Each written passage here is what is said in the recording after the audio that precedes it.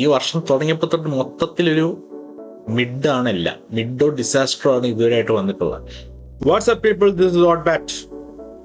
പെണ്ണ് case, directed by Febin Siddharth, starring Nikhila Vimal, കൂടാതെ സഹതാരങ്ങളായി അജു വർഗീസ്, ഹക്കീം ഷാ, രമേശ് പിഷാരടി എന്നിവരെ അഭിനയിച്ചിട്ടുണ്ട്.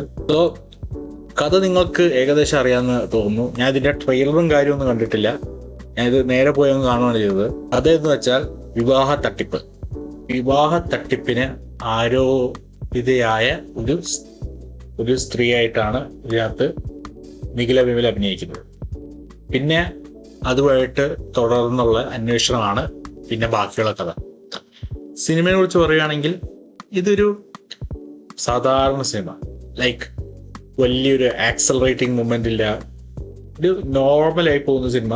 അതുകൊണ്ട് തന്നെ ഇതിനകത്ത് ഇതിന് അങ്ങനെ വലിയ കുറ്റോ കുറവോ ഒന്നും പറയാനില്ല. വലിയ എന്താ വെച്ചാൽ ഇത് തിയേറ്റർ മസ്റ്റ് വാച്ചാണ്, തിയേറ്റർ തന്നെ പോയത് കാണണം, അങ്ങനെയൊന്നുമില്ല. ഒരു സാധാ സിനിമ, വലിയ കുറ്റങ്ങളൊന്നും പറയാനില്ലാത്ത ഒരു സിനിമ. എന്ന് വെച്ചാൽ ഇതിപ്പോ ഞാൻ പോയി കണ്ടിട്ട് എനിക്ക് എൻ്റെ പൈസ പോയി എന്നൊന്നും എനിക്ക് തോന്നുന്നില്ല. ഒന്ന് പോയി കാണാനുള്ളൊക്കെ ഉണ്ട്, വൺ ടൈം വാച്ചബിൾ ആണ്. പക്ഷെ ഒരു ആവറേജിന് മുകളിൽ പോകാനുള്ള സ്റ്റഫില്ല. മറ്റൊരു കാര്യം എന്ന് വെച്ചാൽ അവസാനം ഒരു ട്വിസ്റ്റ് ഉണ്ട്. സോ അന്വേഷണമാണല്ലോ, എന്തെങ്കിലും ഒരു ട്വിസ്റ്റും ടേണൊക്കെ വരും. ഈ ട്വിസ്റ്റ് എന്ന് പറയുന്നത്, നിങ്ങൾ യൂഷ്വൽ സസ്പെക്ട്, കെവിൻ സ്പേസിന്റെ യൂഷ്വൽ സസ്പെക്ട് എന്ന് പറയുന്ന സിനിമ കണ്ടിട്ടുണ്ടെങ്കിൽ അതിനകത്ത് ഒരു ട്വിസ്റ്റ് ഉണ്ട്. ആ കെവിൻ സ്പേസിന്റെ കഥാപാത്രം എങ്ങനെയാണ് ഒരു കഥ പറയുന്നത് എന്നുള്ളത് ഉള്ള ഒരു കാര്യമുണ്ട്. എനിക്കിതിനകത്ത് ആ ഒരു സീൻ കണ്ടപ്പോൾ എനിക്ക് ആ ഒരു സിനിമ ഫീൽ ചെയ്തത്.